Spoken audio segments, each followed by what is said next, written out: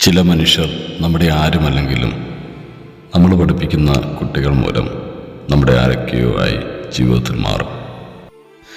ചിലപ്പോൾ നമ്മുടെ ജീവിതത്തിൽ ഒരു ചേട്ടനോ ചേച്ചിയോ ഒക്കെയായി മാറാറുണ്ട്, അല്ലേ?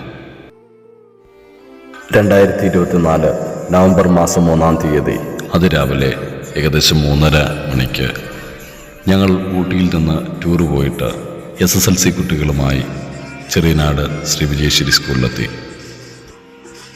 എൻ്റെ ക്ലാസ്സിലെ കുട്ടിയായിരുന്ന റോനാമോളുടെ മമ്മിയായ റായ്മോൾ ചേച്ചി പതിവില്ലാതെ അന്ന് രാവിലെ എന്നോട് ചോദിച്ചു, സാർ എങ്ങനെയാ ഒറ്റയ്ക്ക് ഇത്രയും ദൂരം ഡ്രൈവ് ചെയ്ത് പോകുന്നേ?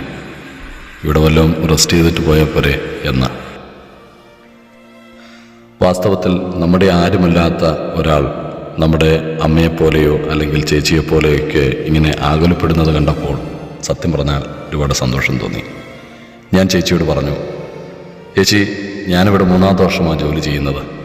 ആദ്യമായി ഒരാൾ എന്നോടിങ്ങനെ ചോദിക്കുന്നത് ഞാനൊരിക്കലും മറക്കില്ല കേട്ടോ. ഒരുപാട് സന്തോഷമുണ്ട്. ചേച്ചി എനിക്ക് വേണ്ടി കുരിശുമുട്ടിൽ കയറി വിശുദ്ധ യൂദാത്ത ദേവസിനോട് പ്രത്യേകമായിട്ട് എനിക്ക് വേണ്ടി പ്രാർത്ഥിച്ചിരുന്നു എന്ന് അന്ന് പറഞ്ഞിരുന്നു. അന്ന് രാവിലെ ചേച്ചി എനിക്കൊരു മെസ്സേജ് അയച്ചു. സാറേ, സുഖമായിട്ട് അങ്ങ് എത്തിയോ? ഞാൻ പ്രാർത്ഥിച്ചായിരുന്നു വണ്ടി ഓടിച്ചു പോകുമ്പോൾ ആപത്തൊന്നും ഇല്ലാതെ അങ്ങ് ചെല്ലണേ, സന്തോഷമായിട്ട് അങ്ങ് എത്തണേന്ന്. സാറത് പറയുന്ന കേട്ടപ്പോൾ എനിക്ക് വിഷമം തോന്നി. ആരും ഒന്നും ചോദിച്ചില്ല എന്ന് പറഞ്ഞപ്പോഴേ. സാറ് സന്തോഷമായിട്ട് അങ്ങ് എത്തിയെന്ന് വിശ്വസിക്കുന്നു. ഒരുപക്ഷെ അത് ദൈവത്തിൻ്റെ സ്വരമായിരുന്നുവെന്ന് ഞാൻ പിന്നീട് തിരിച്ചറിഞ്ഞു.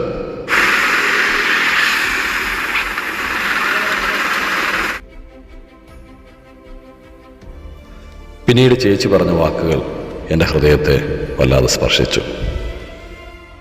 എൻ്റെ ഒരു പ്രതീക്ഷ സാറിന് ഏതെങ്കിലും അധ്യാപകരുടെ വീട്ടിൽ കൊണ്ടുപോകുമെന്നായിരുന്നു എൻ്റെ ഒരു പ്രതീക്ഷ. പിന്നെ ഞാൻ ആ കുരിശുമുട്ടോട്ട് പോയി, വണ്ടി വന്നു, കുഞ്ഞുങ്ങളെല്ലാം സേഫായിട്ട് വന്നല്ലോ, ദൈവത്തിന് നന്ദി പറയാൻ കുരിശുമുട്ടിൽ പോയി നന്ദി പറയുമ്പോൾ എൻ്റെ ഹൃദയത്തിലിങ്ങനെ ആ സാർ എങ്ങനെയാണ് പോകുന്നതെന്ന് നീ ചോദിക്കുന്നൊരു തോന്നൽ പോലെ ഇങ്ങനെ വന്നു. അതുകൊണ്ടാണ് ഞാൻ തിരിച്ചു കൊണ്ടിട്ട് ഞാൻ സാറിനോട് ചോദിച്ചു, സാറേ എങ്ങനെയാണ് പോകുന്നതെന്ന് ചോദിച്ചു. സാറൊന്ന് പോകണോ എന്ന് ചോദിച്ചു. അപ്പോൾ സാറ് പറഞ്ഞു, മറ്റൊരു അറേഞ്ച്മെൻറ്റ്സും ഇല്ലാത്തത് ഞാനങ്ങ് പോവാന്ന് ചേച്ചി എന്നോട് പറഞ്ഞായിരുന്നു. അപ്പോൾ മനസ്സിനകത്ത് എന്തോ ഒരു വേദന പോലെ. എനിക്ക് സാറിനെ അതിനും വേണ്ടി പരിചയമില്ല, എന്നാലും എവിടെയോ ഒരു വിങ്ങൽ പോലെയൊക്കെ തോന്നി. അപ്പോൾ തിരിച്ചിങ്ങനെ ഞങ്ങൾ വണ്ടിയെ പോകാൻ നേരം ഞാൻ എൻ്റെ മോളോട് പറഞ്ഞു, അവളെന്തൊക്കെയോ വണ്ടിയുടെ പറഞ്ഞ് ചലിച്ചപ്പോൾ ഞാൻ പറഞ്ഞു, മിണ്ടായിരിക്കുക, എന്തോ ഒരു ആപത്ത് വരുന്ന പോലെ തോന്നി, ഈ സാറിന് വേണ്ടി പ്രാർത്ഥിയില്ല, അത്യുന്നതിൻ്റെ സംരക്ഷണം ചൊല്ലാൻ പറഞ്ഞു. അപ്പോൾ ഞങ്ങൾ വീടിനടുത്ത് എത്തുന്നിടം വരെ പിന്നെ അത്യുന്നതിൻ്റെ സംരക്ഷണം ചൊല്ലിക്കൊണ്ടിരുന്നു.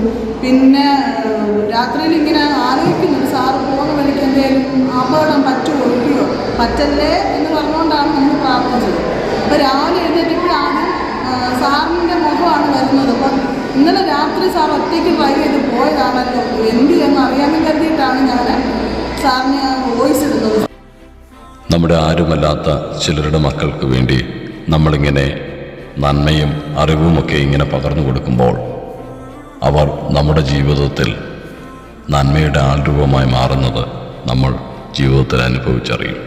എനിക്ക് സങ്കടം വന്നിട്ട് ഞാൻ അപ്പുറത്തെ ചേച്ചിയോടും അണ്ണനോടും ഒക്കെ പറഞ്ഞു. പിന്നെ എൻ്റെ അമ്മ ഇങ്ങനെ പെട്ടെന്ന് പറഞ്ഞു, എന്തായാലും ജീവനെ കർത്താവ് തൊട്ടില്ലല്ലോടി എന്ന് പറഞ്ഞു. അപ്പുറത്തെ ചേച്ചി അങ്ങനെ തന്നെ പറഞ്ഞു, നമ്മൾ സാറിനൊന്നും പറ്റിയില്ലല്ലോ, അത് തന്നെ ദൈവത്തിൻ്റെ വലിയ കൃപയല്ലേ. വണ്ടി നമുക്ക് പോയാൽ പിന്നെയും മേടിക്കാം, ജീവൻ പോയി കഴിഞ്ഞാൽ 2 കുഞ്ഞുങ്ങൾക്ക് ആ സാറിൻ്റെ വൈഫ് ചെറിയൊരു മോളെ അവർക്ക് നഷ്ടമാവത്തില്ല, പേരൻസിന് നഷ്ടമാവും, മറ്റാർക്കും എന്ത് നഷ്ടം വരാനാണ്. അപ്പോൾ തൻ്റെ ഏറ്റവും അടുത്ത പ്രിയപ്പെട്ട ഞാനും അതാണ് ആലോചിച്ചില്ല, 2 കുഞ്ഞുങ്ങൾ ഇതായിരുന്നു എൻ്റെ മനസ്സിൽ.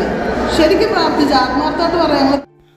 നമ്മൾ പഠിപ്പിക്കുന്ന പല തലമുറകളിലെ കുട്ടികളുടെയും മാതാപിതാക്കളുടെയും പ്രാർത്ഥനകൾ നമ്മുടെ ജീവിതത്തിന് കാവലും കരുതലുമായി മാറും. പ്രിയ റായ്മോൾ ചേച്ചി, ഞാനൊരു പക്ഷേ ചേച്ചിയിലൂടെ കേട്ടത് ദൈവസ്വരമായിരുന്നു, ദൈവത്തിൻ്റെ കരുതലായിരുന്നു എന്ന് ഞാൻ തിരിച്ചറിയുന്നു. ചേച്ചിയുടെ കരുതലിനും പ്രാർത്ഥനകൾക്കും 1000 നന്ദി.